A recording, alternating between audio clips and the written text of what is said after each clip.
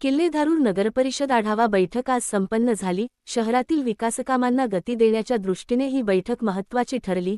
किल्लेधारूर नगरपरिषद हद्दीतील विविध विकासकामांचा सविस्तर आढावा घेण्यासाठी आज आढावा बैठक पार पडली। या बैठकीत पाणीपुरवठा, स्वच्छता, सभागृहे, हद्दवाढ तसेच नागरिकांशी संबंधित महत्त्वाच्या मुद्द्यांवर चर्चा करण्यात आली।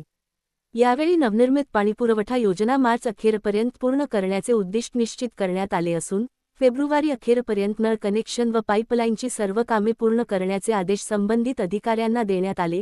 कसबा व धनगरवाडा येथील अपूर्ण सभागृहांची कामे प्राधान्याने पूर्ण करण्याबाबत तातडीने कार्यवाही करण्याच्या सूचना देण्यात आल्या।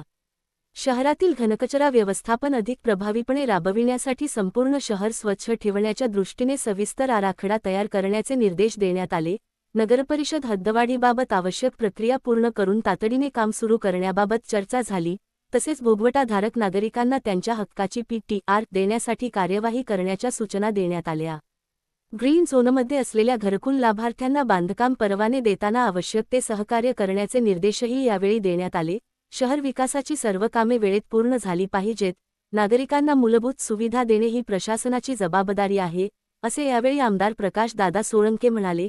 या आढावा बैठकीमुळे किल्लेधारूर शहरातील विकासकामांना नवसंजीवनी मिळण्याची अपेक्षा व्यक्त केली जात आहे।